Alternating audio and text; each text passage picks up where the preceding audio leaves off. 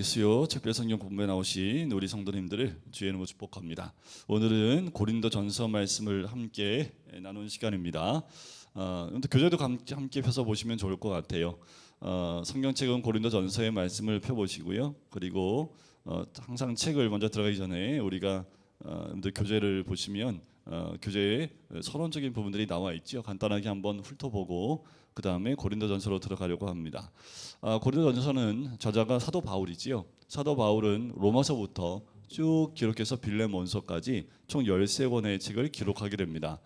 특별히 고린도전서는 언제 쓰여졌냐 하면 거기에 적혀 있는 대로 3차 전도 여행 중에서 에베소 교회에서 약 3년간 체류한 당시에 그때 쓰여진 책이 고린도 전서입니다. 그러니까 3차 전도 여행 때 에베소에서 3년 동안 머무는 그 기간 가운데 적어졌다, 기록되어졌다, 편지로 보내졌다라고 보여지는 거죠. 발신자는 바울과 소스데네라고 1장 1절에 나오고요. 수신자는 고린도에 있는 모든 성도들이 그 수신자가 되겠습니다. 주제는 회개와 연합입니다. 자, 그만큼 고린도 교회는 문제가 많았다고 볼 수 있죠. 근데 현대 교회에 문제 없는 교회가 어디 있을까요? 문제가 생기는 이유는 단 한 가지입니다. 말씀대로 교회가 서 있지 못하고 사람들의 생각과 또 사람들이 뜻하는 대로만 움직이면 문제가 생길 수밖에 없고 죄가 교회 가운데 있을 수밖에 없어요. 교회는 거룩을 추구하는 공동체이고 또 거룩함과 그리고 경건함 가운데 나가야 될 공동체입니다. 하지만 모여있는 우리들은 죄인들이기 때문에 온전히 그렇게 나가지 못하고 때로는 죄 가운데 넘어지고 또 서로의 다툼이 있고 이는 그런 것이 교회지요. 현대에 일어나는 모든 문제를 다 고린도 교회가 다 갖고 있었습니다.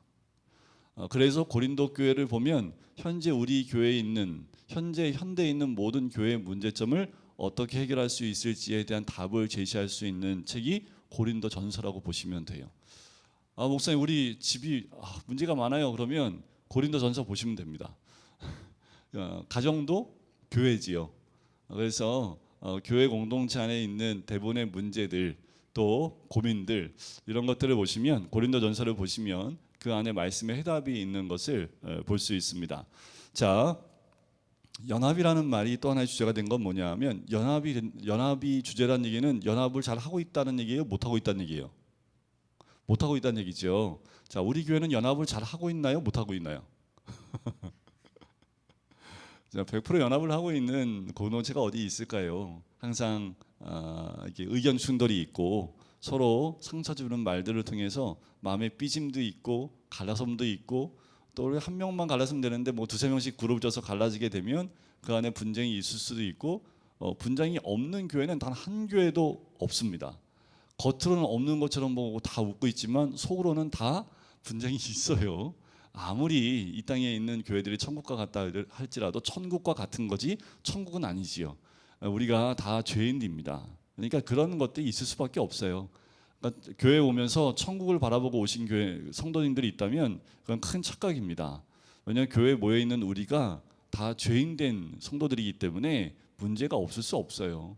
여러 가지 문제점도 갖고 있죠. 그걸 인정하고 함께 모이면서 또 서로 갈리고 쓸리고 하면서 하나님 나라로 세워져 가는 거지요. 자, 이 고린도 교회는 특별히 당파 싸움이 굉장히 컸습니다. 자, 우리나라는 특별히 우리나라의 특징보다도 각 나라 다 똑같습니다. 근데 우리나라는 특별히 이 지역에 대한 파로 나눠진 경우가 많죠. 저희 목사님들도 보면 영남, 호남, 중부 이렇게 나눠져 있습니다. 그건 이제 태생, 저는 이제 서울 태생이 된 중부인데 저는 일부 안 들어갔습니다. 모이면 잘 안 나가요.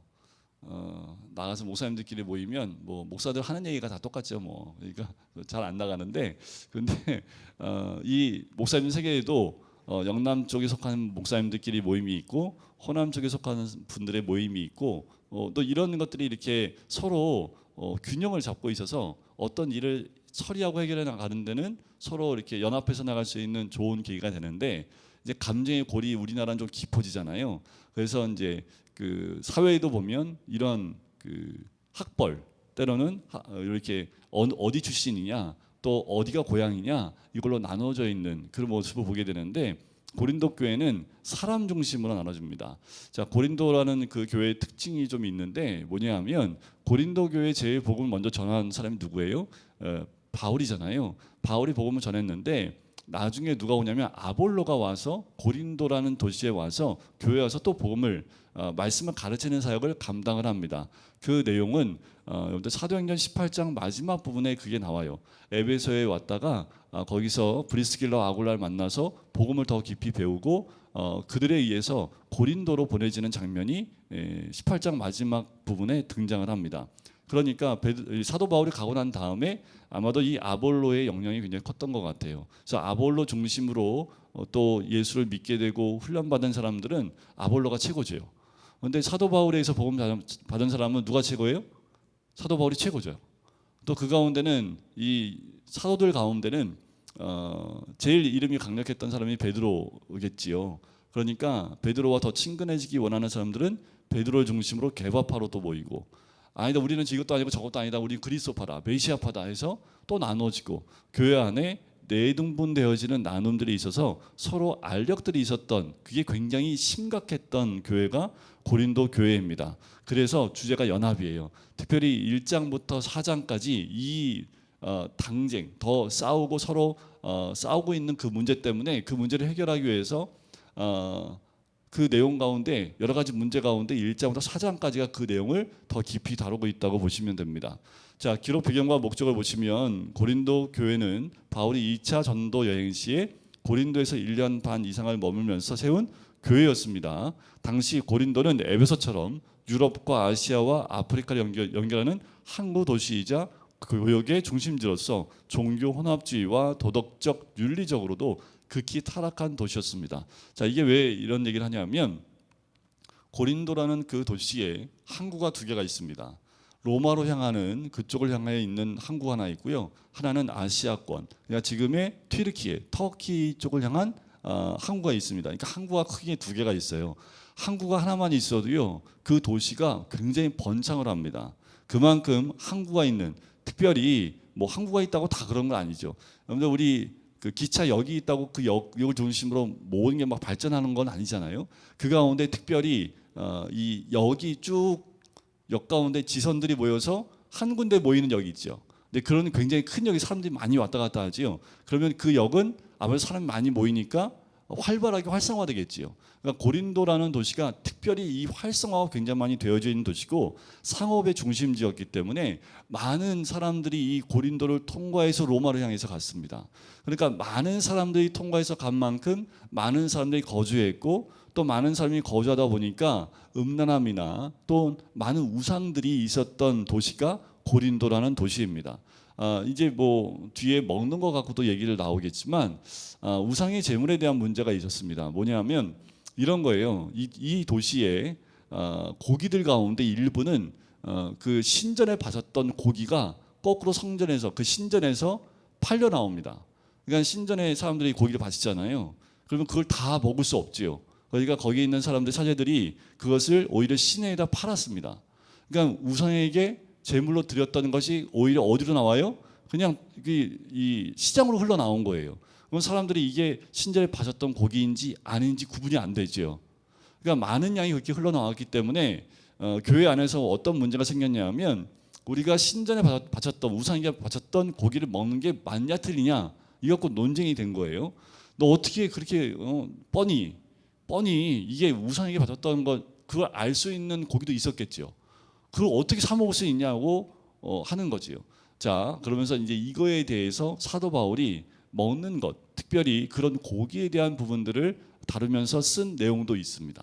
그러니까 여러 가지 어려운 점들이 굉장히 고린도라는 도시 안에 산재에 있었고, 또 그만큼 많은 지역의 사람들이 모이다 보니까 성적으로도 문란했고, 이런 기본적인 윤리적인 사고 자체가 많이 쇠약해 있었고, 또 많이 범죄의 이게 온상이 됐던 곳, 특별히 음란함이 많이 이 도시를 덮고 있었다라고 보시면 돼요. 그러다 보니까 그 음란함이 어디까지 들어올까요? 이 고린도 교회는 거의 대부분이 이방인이라고 보시면 돼요. 그러니까 자연스럽게 뭐예요? 이방인들의 풍습들이나 그 음란함이 들어와요. 그러면 어떻게 해야 됩니까? 말씀 가운데 이걸 회개하고 돌이켜야 되는데, 그들 가운데 리더급에 있는 사람들이 이제 그 역할을 하는 거예요. 그러니까 사람들이 뭐라고 말 못하지요.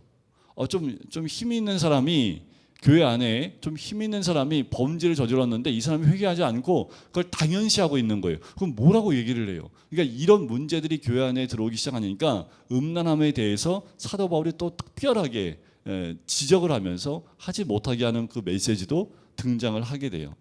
자, 종교혼합주의, 도덕적 윤리적으로 완전히 타락했던 그 도시에 있었던 교회의 어려움들, 그리고 이런 환경에서 성장한 이방인 교인들은 교회 내에서도 많은 문제를 일으켰고, 자, 이를 위해서 바울은 세 가지 이제 목적을 쓰는데 뭐냐면, 먼저 보낸 편지, 자 5장 9절에 그 내용이 나와요. 음행한 자들과 사귀지 말라는 그 먼저 보낸 편지에 대한 오해를 바로잡기 위해서 썼다라는 목적이 있고요. 두 번째는 근로의 집사람을 통해 듣게 된 고린도 교회 분쟁을 해결하기 위해서 1장 11절과 12절에 그 내용을 기록하고 있습니다. 또 스데바나와 부드나도에 의해 전달된 고린도 교인들의 질문에 답하고자, 16장에 그 내용이 나오죠. 그래서 이런 목적으로 고린도 전서, 왜 전서라고 했을까요? 그냥 고린도에 보낸 편지죠. 그런데 두 번째 편지가 나오기 때문에 첫 번째 편지, 이 두 번째 편지는요, 첫 번째인 고린도전서를 보냈더니 이들이 이거를 잘못 이해한 거예요. 그래서 잘못 이해한 부분에 대해서 다시 한번 되짚고 이걸 다시 한번 제대로 세우기 위해서 두 번째 편지를 보낸 것이 고린도 후서라고 보시면 됩니다. 자, 특징을 보면 교리서신이면서, 자, 교리서신은 로마서, 고린도전서, 고린도후서, 갈라디아서, 앞에 4개 서신이 교리서신입니다. 교리서신이면서도요, 교회의 실생활 문제를 다룬 실제적인 서신이었다라는 거죠. 교회 안에 있는 실제적인 문제를 가지고 사도 바울이 편지를 통해서 어떻게 해야 될지를 말씀의 토대로 알려주고 있는 책이 고린도 전서다라고 말씀하고 있는 거예요. 오늘날 교회도 적용이 가능한 모든 세대의 교훈과 진리를 담고 있다라는 겁니다. 그래서 우리가 고린도 전서를 깊이 묵상하고 공부하다 보면 지금 현재 우리가 교회 안에서 겪고 있는 어려움들, 이런 부분들을 어떻게 하면 하나님이 기뻐하신 뜻대로 해결할 수 있을까, 그 답을 찾을 수 있는 책이라는 거지요. 두 번째 특징은 목회적, 특히 윤리적인 면을 많이 강조합니다. 그럴 수밖에 없는 게 윤리적으로 문제가 생긴 것들이 많았기 때문에 그 부분들에 대해서 언급을 했기 때문에 윤리적인 부분들을 많이 강조할 수밖에 없어요. 지금도 문제가 되죠. 예수 믿는 사람이 세상 윤리보다 더한 도덕적인 기준을 갖고 있어야 되는데 세상보다 더 못한 짓을 하고 있으니까 윤리적인 문제가 생기는 거죠. 최소한 그리스도인이라면 세상에서 말하는 도덕적인 어떤 기준보다 더 이상 하나님도 인정할 만한 도덕적인 기준, 이런 것들을 가지고 있어야 되는데 오히려 그렇지 못한 모습을 갖고 있었다라는 거죠. 지금도 그것 때문에 세상에 손가락질 받는 이유 중에 하나이고, 이것 하나가 드러나면 전체에 있는 모든 교회들을 싸잡아서 문제가 있는 것처럼, 마치 이번 코로나 기간 가운데 몇 개의 교회가 그것이 정말 정통 교회인지 아니면 사이비 교회인지 그것도 구분하지 않고 이 언론에서는 교회라는 명목하에 교회에서 하지 말라고, 전염병 도니까 하지 말라고 했는데도 불구하고 이렇게 했다라는 보고를 하고, 또 그렇게 해서 집단감이 일어났다라는 것을 몇 개, 두세 개의 교회를 이야기하면, 그러면은 사람들이 교회를 어떻게 봐요? 전염병이 온상이 되는 거예요. 전국에 있는 모든 교회가. 제가 전에도 한번 말씀드렸지만 저희 형이 교회 다닙니다. 근데 저한테, 제가 목사인데 저한테 교회가 문제래. 그래서 교회가 무슨 문제가 있냐고 했더니, 교회에서 그렇게 코로나를 퍼뜨리면 되냐고 해서, 무슨 교회가 코로나를 퍼뜨리냐, 우리 교회도 거리, 그 방영에서 말하고 있는 거리 2m 떨어지라는 거, 그것 때문에 성도들도 제대로 교회 못 나오고 2m 떨어져서 예배드리고 있는데 뭘 전파했냐 했더니, 보도에 나온 거 못 보냐는 거예요. 아니 그러면 식당에서 걸리면 전국에 있는 식당 다 문 닫냐? 형이니까 제가 얼굴 붉히면서 목사 앞에서 진짜 무슨 얘기를 해가지고 제가 막 뭐라고 했습니다. 그렇게 일차원적으로 생각하지 마라. 어떻게 몇 개의 교회가 문제가 있다고 전국에 있는 교회가 문제가 있다고 말하니, 그렇게 생각하는 것 자체가 문제 아니냐라고 제가 얘기를 했는데, 실제로 보니까 국민들의 대다수가 그렇게 생각하고 있더라고요. 그러니까 언론의 그 힘이 참 대단한데, 거꾸로 말하면 참 저희가 멍청한 거예요. 뉴스에서 한번 말하면 뉴스에서 말한 게 진짜인지 아닌지도 우리가 한번 점검하지도 않고요. 그냥 믿어요. 그게 우리가 아직도 의식 수준에서 많이 뒤떨어져 있다라고 보는 거지요. 그러니까 이런 것들을 이용하고 있는 것들이 많지요. 자, 교회가 이번 코로나 기간 동안에 그것 때문에 받은 여파가 굉장히 큽니다. 그럼에도 불구하고 이런 것들이 통해서 공격해 들어오는 것은 우리가 기도로 또 극복해 나가고 우리가 스스로 교회 이미지를 극복해 나가야 돼. 또 어둠의 세력의 공격이니까요. 이건 영적으로 우리가 이겨 나가야 될 부분이지만 그렇지 않고 교회들이 하지 말아야 돼. 또 왜 교회에서 그런 비밀을 제공하냐고요. 그런데 뭐 교회들이 다 정상적인 교회가 아니기 때문에 다 뭐 통제할 수는 없지요. 천주교처럼 중앙에서 딱 말 이렇게 지시 내리면 모든 천주교에서 그냥 따라가고 있다면 문제가 안 생기겠죠. 왜 문제가 안 생기겠어요? 천주교에서는 걔들 모임 가운데 코로나가 전파 안 됐겠어요? 근데 거기는 조직적으로 언론을 못하도록 통제하는 기관이 있다고 들었고요. 왜 불교는 코로나가 안 걸리겠어요? 시주로 갔다가 뭐 그 사람들은 뭐 스님들은 한 명도 안 걸렸다는 게 말이 안 되죠. 스님 걸렸다는 얘기 여러분들 들어보셨어요? 목사는 걸렸다는 소리 들어봤죠. 그럼 스님들은 무슨 뭐 철인이에요? 코로나 안 걸리게? 그럼 스님들은 왜 안 걸렸을까요? 보도가 안 된 것뿐이고 또 불교도 그 단체가 크기 때문에 언론으로 이렇게 나가는 것들을 커버하는 어떤 그런 조직들이 있어요. 그래서 이번 기회에 우리 이제 교계에서도 무슨 얘기가 나오냐면 언론에 대한 부분들을 통제가 아니죠. 언론의 부분들을 조금 대항할 수 있는 그런 부서를 만들자는 얘기가 계속 나왔습니다. 근데 우리 교회의 가장 약한 부분 뭐냐면 저희는 어떤 단체로 움직이는 조직이 아니라 개교회주의입니다. 그러니까 각 교회들이 알아서 전도하고 알아서 하는 거지 중앙에서 너 이번 주에는 이 말씀 전해 한다고 교회들이 다 그 말씀을 전하지 않아요. 딱 보고 우리 교회 형편 안 맞으면 저는 안 합니다. 지금도 1년에 한두 번씩 내려와요. 뭐가 내려오냐 하면 6.25 그걸 기념해서 메시지가 내려옵니다. 그러니까 아예 설교문까지 줘요. 이렇게 설교하라고. 근데 읽어보고 제가 마음에 안 들면 저 안 하면 되지요. 근데 강제성이 없어요. 근데 천주교는요. 하라면 해야 됩니다. 안 하면 잘리니까. 스님들은요.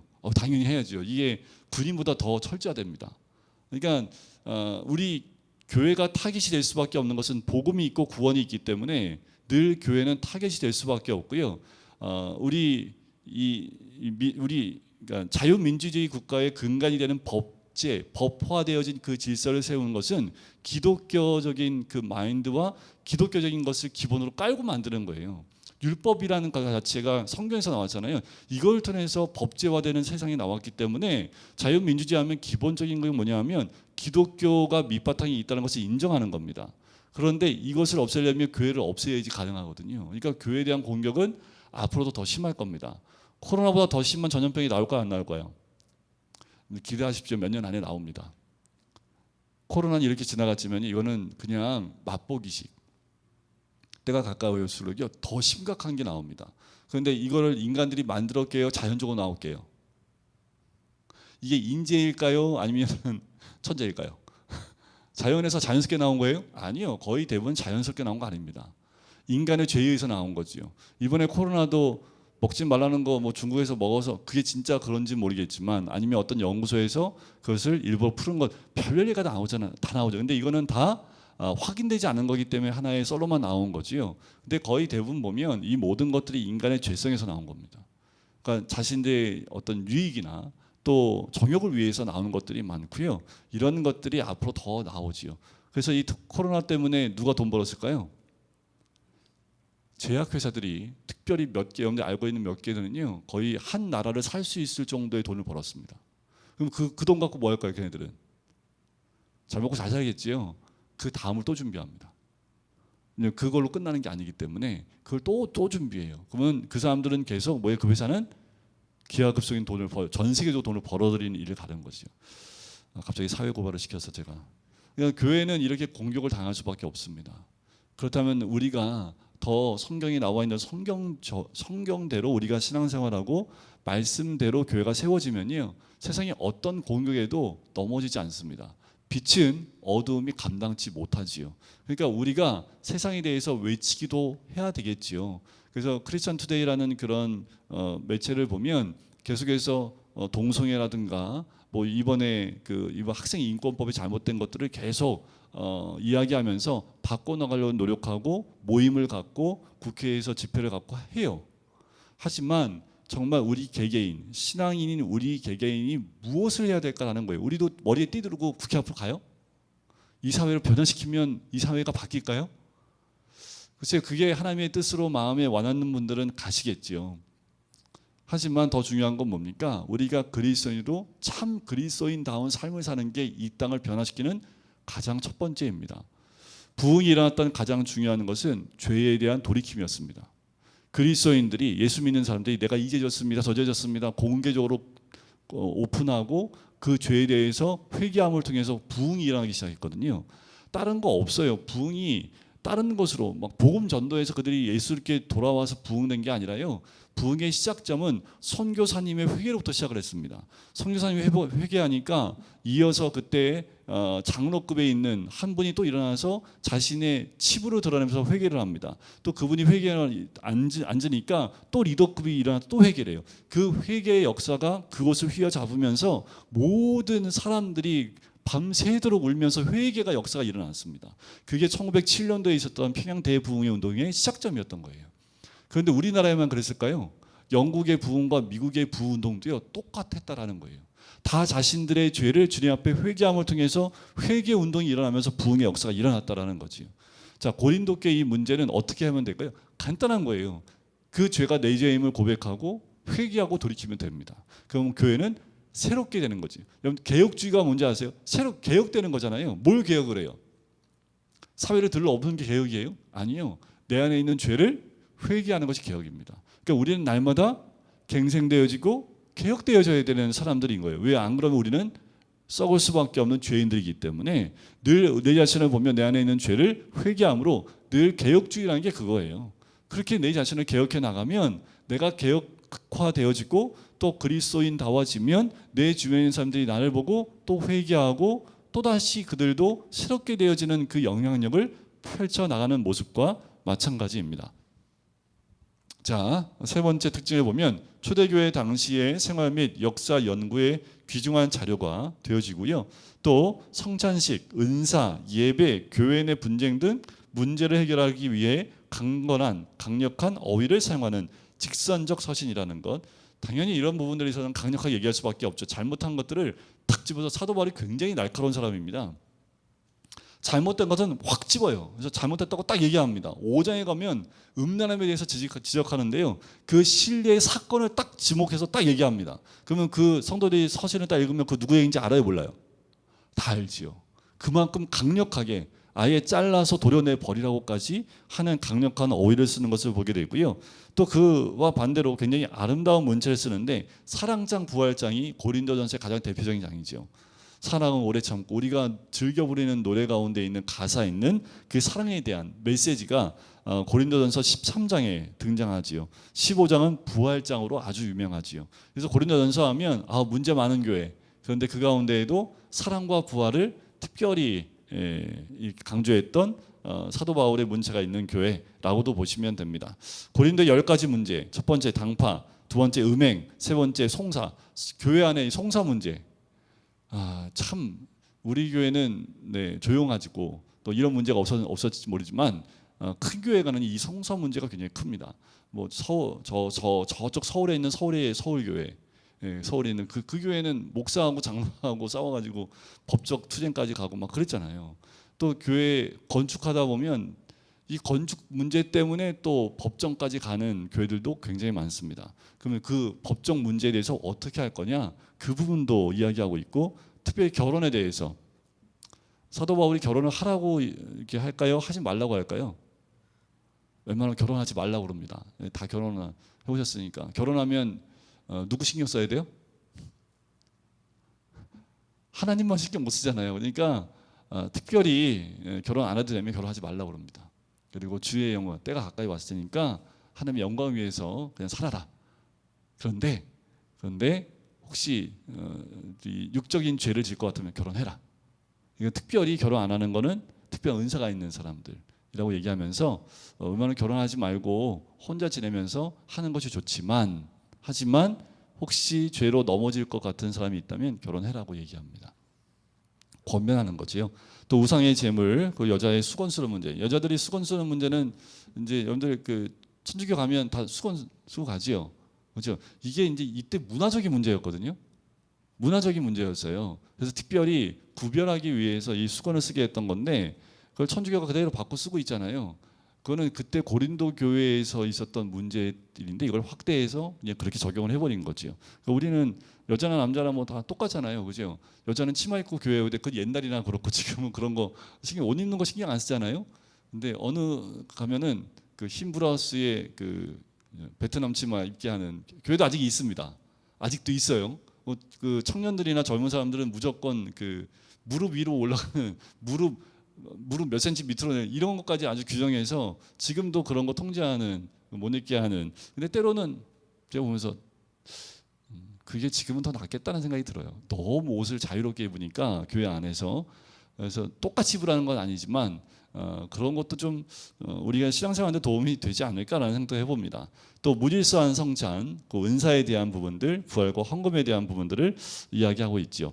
자, 고린도 교회 영성하면 어떤 특징이 있냐면요, 이렇게 한마디로 특징 얘기할 수 있습니다. 윤리 없는 영성. 지금 이 시대에 있는 그리스도인들이 꼭 귀담아 들어야 될 이야기입니다. 고린도 교회의 영성은요, 윤리가 없는 영성입니다. 영성에 대한 부분은 이야기했지만 윤리와 상관없는 영성을 가져요. 자, 내가 영성이 있다고 하면서 말과 행동이 정말 천박하게면요, 그 영성이 있는 걸까요? 윤리와 상관없는. 그래서 한때는 그 목사님들 가운데 조금 좀 과격하고 말을 험하게 했던 목사님들 계시지요. 근데 거기에 가면 그 은혜가 되는데 지금도 그 이렇게 테이프나 이런 걸로 돌아다니는 거 보면 그 욕을 잘하시는 목사님 계셨잖아요. 근데 거기서 이제 들으면 다들 우리 은혜 받고 막 그러는데 목사님들이 듣기 왜 그러니까 뭐 졸음을 깨우게 하려고 막 그렇게 욕을 하시는지 모르겠지만 그 말씀 전하면서 그렇게 욕을 하시나 지금도. 근데 들어오면 웃긴 하지만 그때를 추억하면서 그 목사님을 굉장히 이제 큰 기도원에 굉장히 큰 목회하셨던 분이기 때문에 지금도 뭐 이렇게 회자가 되긴 하지만 그래도 꼭 그렇게 특별히 그렇게 욕을 했어야 되냐. 이제 지금도 이제 그런 얘기가 나오잖아요. 그래서 지금 목회자들이 만약에 그런 욕쟁이 목사 있으면 사람들이 교회 갈까요? 욕쟁이 할머니처럼 이 교회는 욕쟁이 교회 뭐 이렇게 하면 특화돼 갖고 그 교회가 막 부흥하고 할까요? 아니죠. 기본적인 윤리적인 부분에서 그 선 이상의 영성과 또 신앙을 갖고 있는 것이 그리스도인이 되어야 되는데 이 고린도 교회의 영성은 윤리가 없는 영성이었습니다. 이랬죠. 육적이고요. 세상적인 영성, 즉 어린아이 같이 미성숙한 영성을 가지고 있다라는 거예요. 그의 공력은요, 불나면 다 타버리는 공력을 가진 영성. 그래서 힘도 없고 육적인 그 영성이었다. 고린도 교회의 영성은.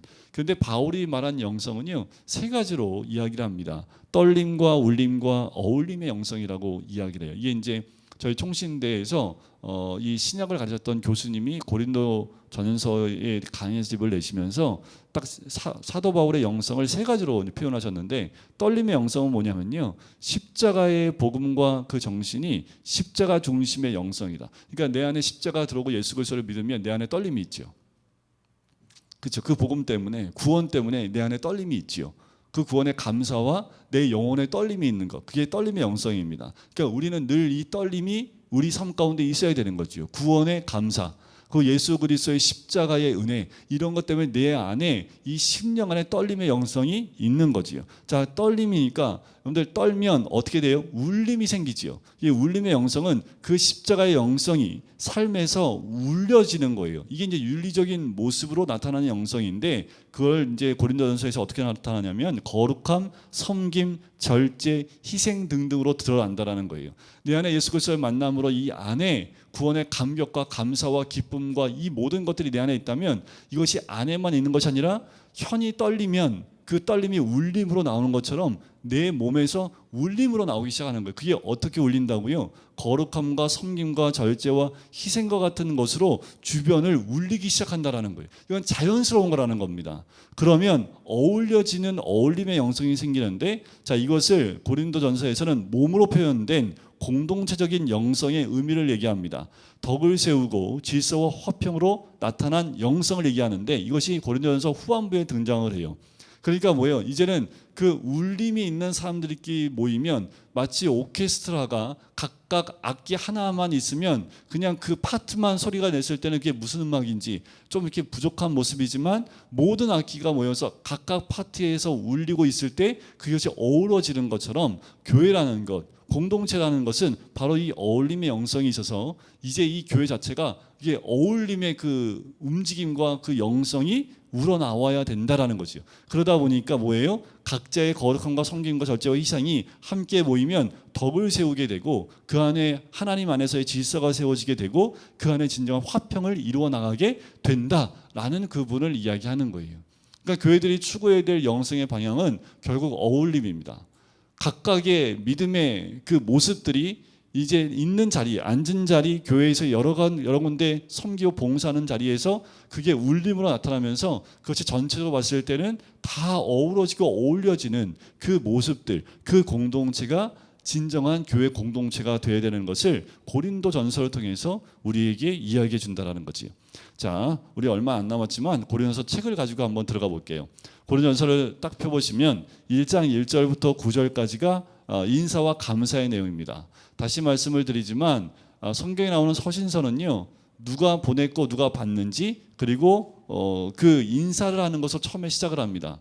우리가 편지를 쓰는 내용과 좀 달라요. 우리가 쓸 때는 누가 쓰는지와 받는 사람 맨 마지막에 쓰는데 그때 당시 서신은 받는 사람, 보내는 사람과 받는 사람을 앞에다 적습니다. 하나님의 뜻을 따라 그리스도 예수의 사도로 부르심을 받은 바울과 형제 소스데레는 하면서 보내는 사람이 누군지 얘기하지요. 자신을 표현하는데 그리스도 예수의 사도가 왜 됐어요? 하나님의 뜻대로 뜻을 따라 됐음을 이야기하지요. 그리고 받는 사람이 누굽니까? 2절에 고린도에 있는 하나님의 교회 곧 그리스도 예수 안에서 거룩하여지고 성도라 부르심을 받은 자들, 그것이 하나님의 교회입니다. 다시요. 하나님의 교회 곧 누구예요? 그게 하나님의 교회란 그리스도 예수 안에서 거룩하여지고 성도라 부르심을 받은 자들, 이들이 하나님의 교회입니다. 그러니까 우리 교회도 금광교회도 뭐예요? 금광교회는 곧 그리스도 예수 안에서 거룩하여지고 성도라 부르심을 받은 자들의 모임이라고 정의할 수 있는 거지요. 곧 각지에서 우리 주 곧 그들과 우리의 주 되신 예수 그리스도의 이름을 부르는 모든 자들에게. 자, 다시 한번 하나님의 교회는 또다시 표현한다면 예수 그리스도의 이름을 부르는 모든 자들이라고 또 얘기할 수 있겠지요. 은혜와 평강이 있을지어다 라고 얘기하고요. 8절에 보면 주께서 너희를 우리 주 예수 그리스도의 날에 책망할 것이 없는 자로 끝까지 견고하게 하시리라 하면서 이제 바로 어떤 내용으로 들어갑니까? 분쟁에 대한 이야기를 얘기합니다. 당파 싸움 얘기하는 거예요. 당파 싸움. 이것이 이제 고린도전서 1장 10절부터 등장해서 4장 마지막 절까지 이 분열에 대한 바울의 권고의 내용들을 쭉 기록하고 있습니다. 자, 볼게요. 11절에 보면 내 형제들아 근로의 집 편으로 너희에 대한 말이 내게 들리니 곧 너희 가운데 분쟁이 있다는 것이라. 야, 너희들 가운데 분쟁의 소식이 들린다. 들어보니까 나는 바울에게, 나는 아볼로에게, 나는 게바에게, 나는 그리스도에게 속한 자라 한다는 것이니라. 이거 당파지요. 나는 게바파, 아볼로파, 게바파, 그리스도파라 라고 얘기한다라는 거예요. 그러면서 책망을 합니다. 그리스도께서 어찌 나뉘었느냐? 바울이 너희를 위하여 십자가에 못 박혔으며 바울의 이름으로 너희가 세례를 받았느냐? 아니라는 거지요. 사도 바울은 그러니까 이 얘기가 나온 건 뭐냐면 세례를 받았는데 세례를 누구한테 받았냐에 따라서 이렇게 파가 나눠졌던 것 같아요. 그러니까 14절에 보면 나는 그리스보와 가이오 외에는 너희 중 아무에게도 내가 세례를 베풀지 아니한 것을 감사한다고까지 얘기합니다. 자, 16절. 자, 내가 또한 스데반의 집 사람에게 세례를 베풀었고 그 외에는 다른 누구에도 세례를 베풀지 아니하였다. 그러면서 내가 보냄을 받은 이유를 17절에 얘기합니다. 내가 왜 무엇 때문에 보냄을 받았냐 하면 세례를 베풀게 하려 함이 아니라 오직 복음을 전하게 하려 하심이라는 거예요. 말의 지혜로 하지 아니하고 그리스도의 십자가가 헛되지 않게 하려 함이라는 거지요. 자, 말의 지혜로 안 합니다. 그러니까 사도 바울이 복음을 전할 때 말의 지혜로 하는 것이 아니라 뭐로 하는 거예요? 복음, 그 말씀 그대로 전하는 거지요. 십자가 헛되지 않게 하기 위해서. 그 말은 자기가 자기에게 집중되게 하기 원치 않은 거지요. 18절에 보면 십자가의 그 도, 헛되지 않게 하려고 하는 그 십자가의 도가 멸망하는 자들에게는 미련한 것이요 구원을 받는 우리에게는 하나님의 능력이라라고 이야기합니다. 곧 십자가의 도는 구원받은 우리에게 하나님의 능력이지요. 왜요? 십자가의 그 도, 복음이 우리를 구원받게 하는 하나님의 능력이기 때문에 그렇습니다. 자, 그 부분을 얘기하고 있는 거예요. 그래서 당파 싸움이 나눠졌는데 이제 여기 18절부터 나오고 있는 그 내용들은 하나님의 능력과 지혜신 그리스도가 어떤 분인지를 다시 한번 조목조목 설명을 해주고 있는 내용이 등장을 합니다. 자, 22절 보세요. 유대인은 표적을 구해요. 예수님께 늘 구했던 것이 하늘로 오는 표적 구했지요. 헬라인은요, 철학적인 사고를 갖고 있기 때문에 늘 지혜를 찾아요. 자, 그런데 23절에 우리는 십자가에 못 박힌 그리스도를 전하니 유대인에게는 거리끼는 것이요 이방인에게는 미련한 것이로되 라는 거지요. 자, 헬라인들이 지혜를 봤을 때 예수님 십자가에 죽은 이유를 얘기하면 이 웃기는 거예요. 미련하다고 얘기하는 거예요. 24절 오직 부르심을 받은 우리에게는 유대인이나 헬라인이나 그리스도는 하나님의 능력이요 하나님의 지혜니라 라는 거지요. 그래서 그리스도에 대한 부분을 다시 한번 설명을 해줍니다. 고린도 교회 성도들한테 하나님의 어리석음이 사람보다 지혜롭고 하나님의 약하심이 사람보다 강하다라는 거예요. 그러니 너희들의 표적이나 지혜, 너희들이 원하는 것보다 하나님이 더 훨씬 강하고 높으신 분이라는 것을 이야기하면서 자 27절에 보면 그런 하나님께서 세상에 미련한 것들을 택하사 지혜 있는 자들을 부끄럽게 하려 하시고 세상에 약한 것들을 택하사 강한 것들을 부끄럽게 하려 하시며 하나님께서 세상에 천한 것들과 멸시받는 것들과 없는 것들을 택하사 있는 것들을 폐하려 하시나니 이는 아무 육체도 하나님 앞에서 자랑하지 못하게 하려 하심이라는 거예요. 세상에 갖고 있는 어떤 능력이나 힘을 가지고 되는 것이 아니라는 것이요. 오히려 몸도 약하고 지식도 별로 없는 사람들을 하나님이 택하셔서 그들을 구원시킴을 통해서 오히려 힘이 있고 강한 사람들을 어떻게 해요? 부끄럽게 했다라는 거지요. 자, 이 복음의 특징인데요. 무슨 특징이냐면 복음이 주로 어디에 잘 들어갈까요? 복음이 선포되면 복음을 믿음으로 잘 받아들이는 사람들이 어떤 사람들일까요? 약한 사람들입니다. 약한 사람들. 내가 힘이 있고 권세가 있고 능력이 있고 내게 힘이 있으면요 잘 안 믿어요. 뭘 믿으라고 그래요? 내 주먹을 믿어라. 뭐 이런 거 힘이 있으니까 내 힘을 믿어라. 이런 거예요. 그러니까 잘 못 믿지요. 그래서 복음이 들어가면 늘 힘없는 사람, 연약한 사람, 종, 하인들이 믿게 되어 있습니다. 그리고 거꾸로 그들이 힘 있는 사람들을 전도하기 시작을 하죠. 그래서 우리나라에도요 그런 노예들, 천민들이 먼저 복음을 접합니다. 뭐 특징적으로 이 왕족도 저 위에서부터 복음이 전파되기도 했지만 실제로 밑에 있는 노비들이 예수를 믿게 돼요. 근데 놀라운 건 뭐예요? 그들이 예수 믿고 난 다음에 달라졌다라는 거예요. 뭐가 달라지냐면 마치 요셉과 같이 돼요. 전에도 한번 말씀드렸지만 한 사람은 그 왕족, 우리나라 왕족을 섬겼는데 교회 다닌다고 하니까 네가 뭐 예수 믿으면 뭐 달라지냐? 그랬더니 달라집죠. 얘기하면서 예수 믿는다는 것은 내가 더 노비의 역할을 잘하는 것입니다. 이 말 듣고 그 선비가 그 왕족인데 큰 충격을 받습니다. 결국 나중에 어떻게 되냐면 이 노비한테 무릎 꿇고 세례를 받아요. 교회 밖에 나가면요 거꾸로 되지요. 노비 역할을 하는데 교회 딱 들어오면 반대가 되는 거지요. 그러니까 교회 안에 들어오면 뭐예요? 이게 다 뒤집어집니다. 그러니까 미련하고 세상에서 미련하고 하는 것들, 힘없다고 하는 그 사람들이 교회 안에서는 어떻게 해요? 오히려 우대받고 하나님께 인정받는 사람들이 되는 것. 그러니까 오히려 이런 것이 거꾸로 되게 하는 것을 보게 되는 거지요. 30절 보세요. 너희는 하나님으로부터 나서 그리스도 예수 안에 있고 예수는 하나님으로부터 나와서 우리에게 지혜와 의로움과 거룩함과 구원함이 되셨으니. 그래서요, 여러분들 예수 믿으면 똑똑해집니다. 옛날에 우리 할머니 세대, 그 할머니 세대 글씨도 못 읽으시는데 글씨를 어떻게 터득을 했냐면 성경책 읽다가 그런 게 굉장히 많았습니다. 까막눈이었는데 성경을 읽고 싶어. 성경을 읽다가 한글을 깨우친 거예요. 그거 어떻게 깨우쳤을까요? 뭐 열심히 공부를 하셨겠지요. 근데 누가 가르쳐 줬겠어요? 근데 성경책을 계속 떨어지게 보면서 읽고 싶으니까 하나님이 지혜 주시기 시작하면서부터 말씀을 보게 하는 거지. 그래서 여러분들 예수 믿으면 똑똑해집니다. 그럼 똑똑한 사람은요 멍청해집니다. 그게 은혜입니다.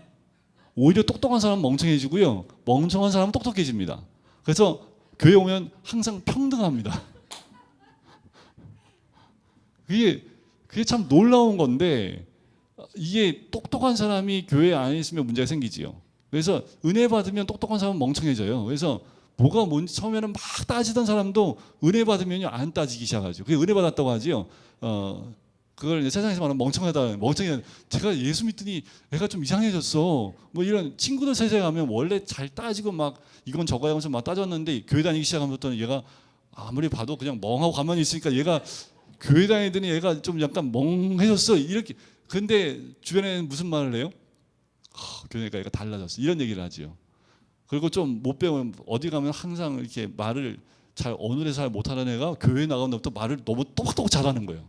잘 따지고 막. 그러니까 제가 교회가 되게 똑똑해졌네.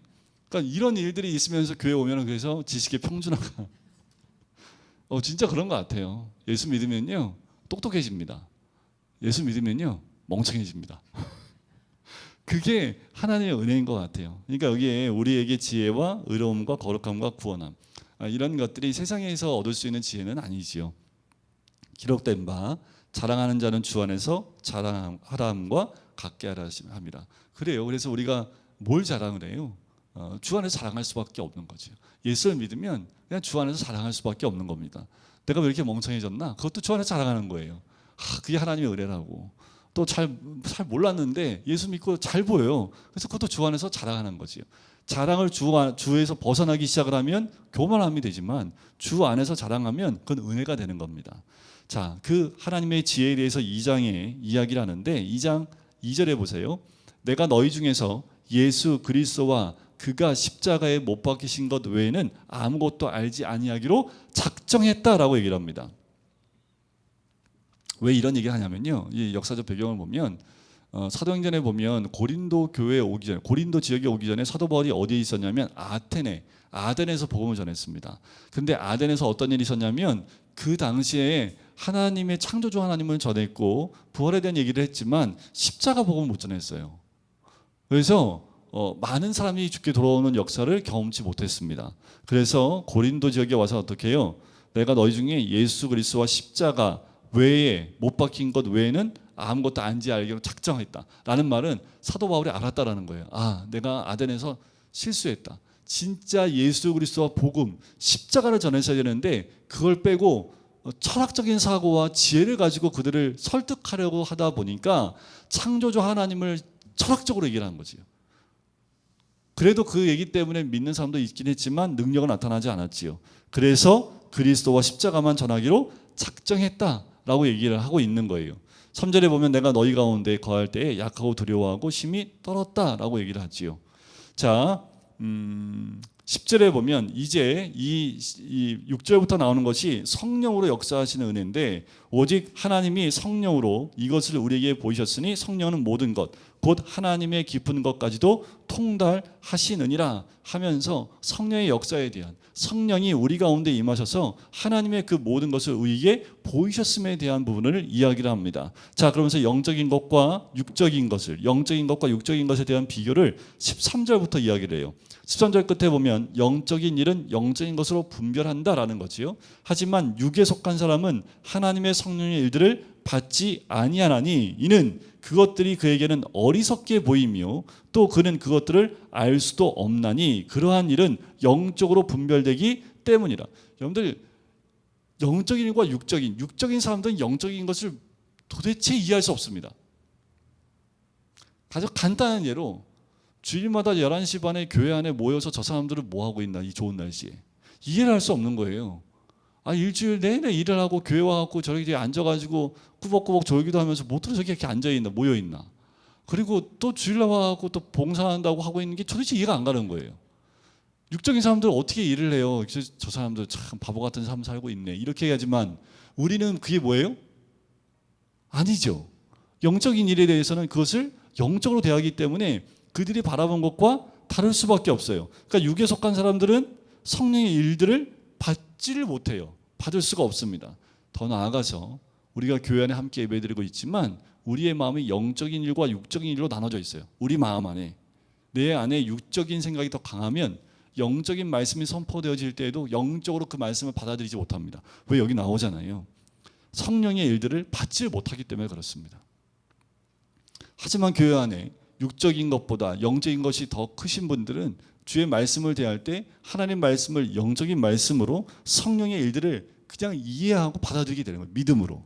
그것이 육적인 것과 영적의 가장 큰 차이점입니다. 똑같은 말을 하는데 누구는 시험 들고 누구는 은혜 받고, 이게 교회 안에서 이루어지고 있는 거예요. 목사가 누구를 대해서 얘기하는 거 아닌데 말씀을 딱 선포하면 누구는 째려보고 누구는 막 눈물 흘리고 있고, 이게 일어나고 있는 현실적인 일들이잖아요. 그러니까 왜 째려볼까요? 누가 내 얘기를 꼰질렀다는 거예요. 이런 얘기들이 많이 나와요. 꼭 설교하고 나면 이렇게 째려보고 나가시는 분들은 나중에 들리는 얘기면 누군가 내 얘기를 목사님한테 찔러가지고 설교 시간에 얘기하겠다고. 다른 사람 아무도 모르는데. 근데 어떤 분은요, 그 얘기를 듣고 내 얘기인데 그게 너무 찔려서 눈물로 회개하는 거죠. 이게 영적인 거예요. 똑같이 찔리는데 한쪽은 그것을 성령의 일로 받아들이지 못하니까 째려보는 거고, 똑같이 찔림 받는데 그것이 성령의 일로 받아들이니까 회개하고 눈물을 흘리는 겁니다. 이게 영적인 것과 육적인 것에 나타나는 차이점이지요. 15절에 보면 신령한 자는 모든 것을 판단하나 자기는 아무에게도 판단을 받지 아니하느니라 하면서 3장에 신령한 자들에 대한 이야기를 합니다. 자, 3장에 보면 3장에는 교회의 세 가지 모습을 설명해요. 첫 번째는 교회는 하나님의 가정이며 그 목표는 신자를 성숙시키는 것이다 라는 것이 1절부터 4절까지 나오는 내용이고요. 두 번째는 교회는 하나님의 밭이며 그 목표는 풍성한 결실을 맺는 것이다. 그것이 5절부터 9절까지 나오는 내용입니다. 그리고 교회는 하나님의 성전이고 그 목적은 신자를 거룩하게 하는 일이다 라는 것이 10절부터 23절 마지막까지 나와요. 그러니까 3장은요, 교회는 어떤 것인지에 대해서 자꾸 나눠지고 분쟁하고 있는데 교회의 역할이 뭐냐 하면, 자 1절 보세요. 신령한 자를 대함과 같이 너희에게 말할 수 없어요. 왜요? 영적인 일을 말할 수 없대요. 왜요? 육적이기 때문에. 육적이라는 말은 뭐예요? 아직 어리다라는 표현을 씁니다.